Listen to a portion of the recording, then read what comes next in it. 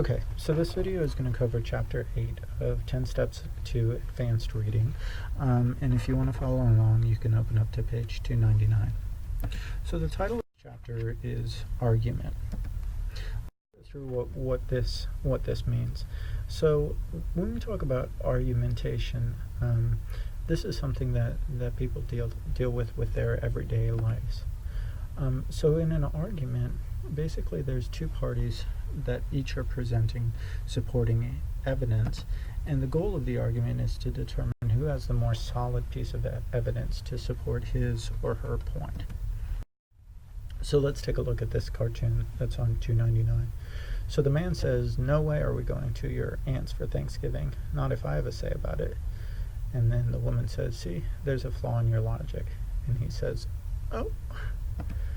So here, in the cartoon, the wife supporting evidence is that the husband has no say in where they will go for Thanksgiving, right? He says, if I have a say about it, well, the problem is he doesn't have a say in it, right? The flaw in his argument is that he doesn't have a say in it. They're going to go. Argumentation is also an important part of much of what we read. So authors are often trying to convince us of their opinions and their interpretations. So very important, the most important things that we have to do in order to be critical readers are these things.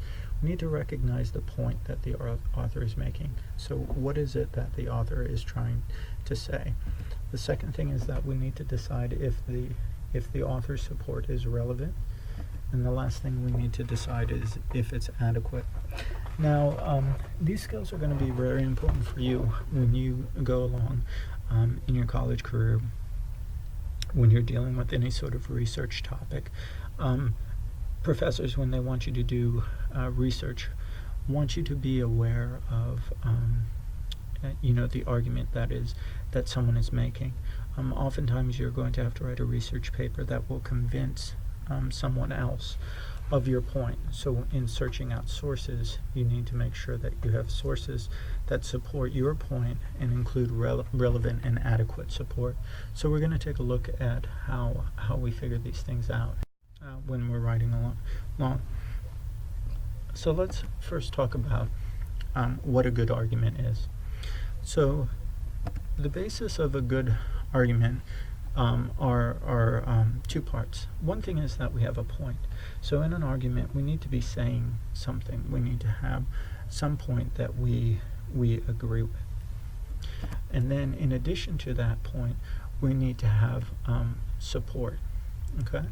And argue and explain how our support supports our point.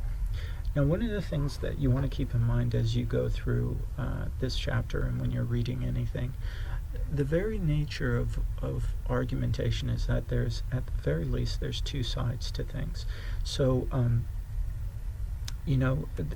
for certain points that we talk about, there's not going to be an easy answer that will 100% say, this is right and this is wrong. In the book, it talks about, the U.S. Supreme Court. Their whole job is to evaluate different arguments, and they don't agree. They don't agree, even when they're looking at the same strong support. All right, so let's take a look at this example here. This is on page 300. So here's a point. Evidence suggests that men are more romantic than women. Okay, so this is an argument, all right? And this is something that you may or you may not agree with, right? But suppose that it's followed by these reasons, and we'll see if that changes your mind. All right. 1, studies indicate that men fall in love more easily than women, whereas women fall out of love more easily than men. Okay. Second point, in interviews, women are more likely than men to say that they would marry someone they didn't love. And then 3, research shows that men hold more romantic beliefs, such as love lasts forever, than women do. So clearly, all of these details provide solid support for the point. Of course, it doesn't mean that you have to agree with it. You may ask questions like, well, what are these studies? Or who conducted these interviews? Or what is this research? Okay? Just because the support, just because it's good support doesn't mean that it has to convince you of the argument. So many issues in everyday life are the subject of argument. So these are some of the ideas that we come across. Should gay marriage be legalized? Should mercy killing be permitted? Should the death penalty exist? A lot of these different arguments are things that you may be asked to think about and to write about as you go along, particularly in your English 111 class and 112 class. For many of these, there's no easy answers, and there's arguments on both sides that can be made. So given the complexity of important issues, we must try our best to think as clearly as we can about them. And we have to decide what we individually think after close consideration of all the evidence available. Okay, we need to think about, well, what is my opinion of this once I've looked at everything, and then we can go about supporting ourselves. So here's another example of point and support. So this is on page 301. It says, hitting children at times is, or is not, a good way to discipline them. So what's your point of view? You can you can write in your book whether you think it's okay or you think that it's not okay. Okay? Either it's a good way to discipline or not a good way to discipline. So then let's look at the support. And we need to ask ourselves, does this support that it's a good way of disciplining them or that it's not a good way? Hitting a child is the quickest and most effective way to let the child know that he or she has done something wrong. Which one does this support? Okay, this one supports that it's a good way to discipline. Let's take a look at another example. Hitting a child teaches him that bigger people are allowed to hurt smaller people. This can lead to a child becoming a bully to smaller children. So which one does this support? It supports our second point, that it's not a good way to discipline. Okay, let's look again. Disciplinary methods other than spanking, such as a timeout, withdrawing a privilege, or reasoning with the child, just drag out the punishment. It's better to get it over with. So which does this support? This one supports that it is a good way to discipline, that it's better to just do the spanking and get it finished with rather than dragging out the punishment. Then let's look at this last one. Children who are spanked learn that hitting is the appropriate response to anger. They're likely to become violent adults, to abuse their partners, and to hit and even abuse their own children. So this one supports that it's not a good way to discipline. Okay, so we can see that we're finding support for both arguments. Okay, so let's take a look at the point and support of an argument. The aim for us is to construct a valid argument. So we said that for a valid argument, what we need is to support our point with facts, examples, and reasons. So we can use support of facts, examples, and reasons, and then those ones hold up our point. Okay?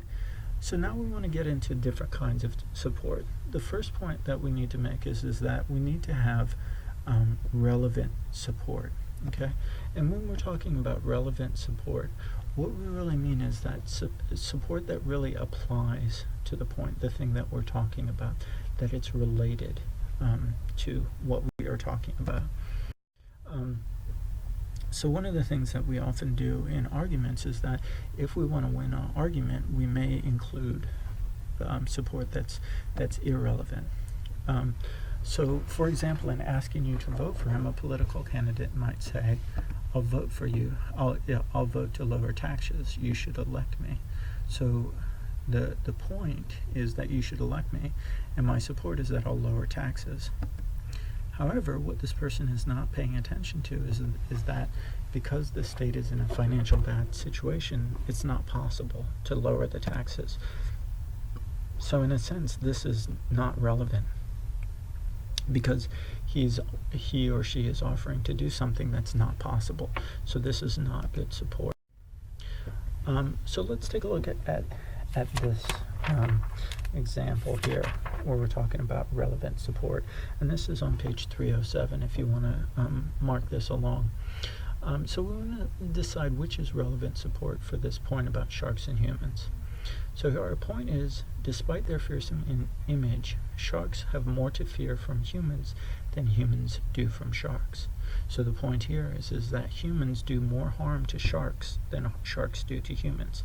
So let's look at these first two examples and say which one of these is relevant. Some species of sharks are able to detect as little as 1 part per million of blood in seawater. Is this related to sharks being harmed by humans? The next one is shark fin soup is considered a great delicacy in the Far East, and hundreds of thousands of sharks have been slaughtered simply for their fins. So of these two, only the second one is related to the harm that humans do to sharks. The other one is unrelated or irrelevant. So let's look, like we said, this one is irrelevant. So let's look at a couple of other examples here. So some populations of large sharks have fallen by as much as 90% due to accelerated fishing activities in recent decades. So is this related to humans harming sharks? Sharks can range in size from hand-sized pygmy sharks to plankton-eating whale sharks, which grow to a maximum length of 49 feet.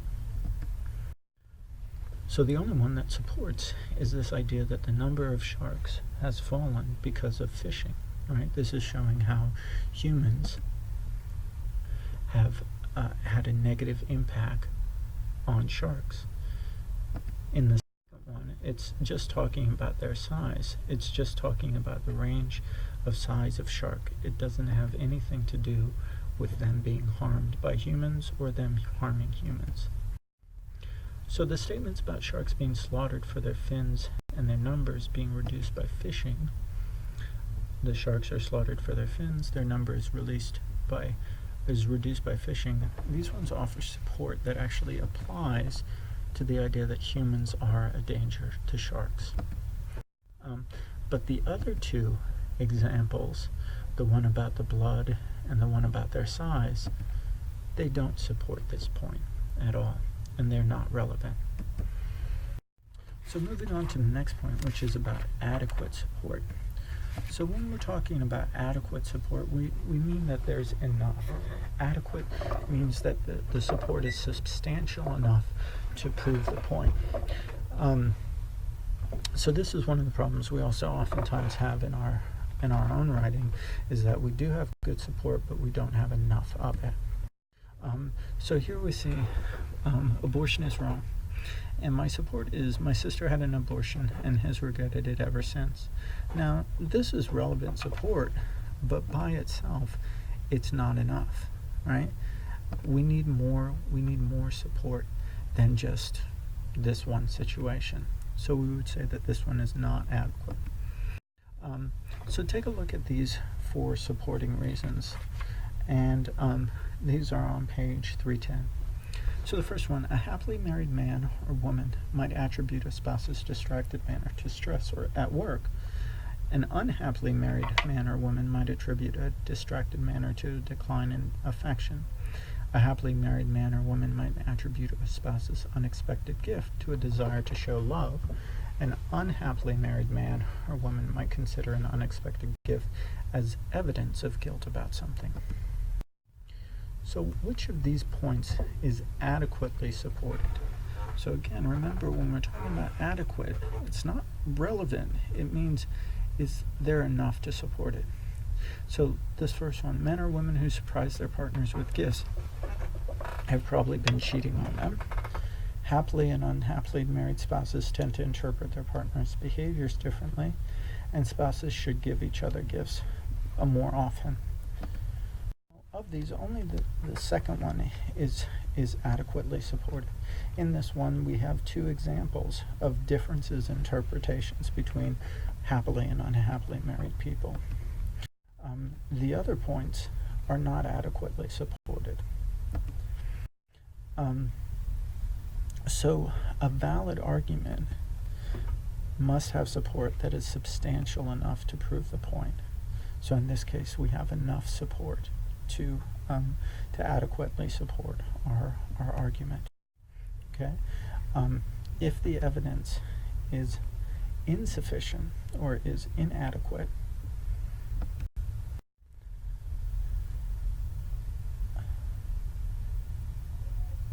the point will not stand, right? And the argument isn't valid if we don't have enough adequate support.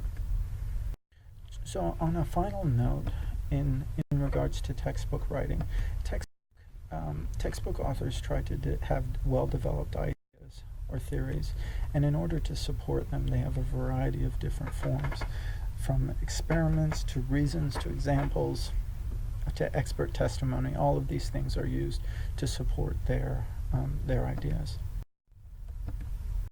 And recognizing the author's point and asking them whether the support's relevant and adequate will help you become a more involved and critical reader. And the reason why we want to be more critical readers is that it helps us to make better choices in our writing and helps us to understand our reading better. So just to review, the first point is that an argument's made up of a point and support or logical evidence. You need to be able to recognize what the point is of the author, whether it's relevant, meaning whether it's related, and whether it's adequate, meaning there's enough of it. Okay, so go ahead and if you want to take a look in the book, you can go ahead and do that. You can do the online activities, and we will do some of these in class. All right, take care. Bye.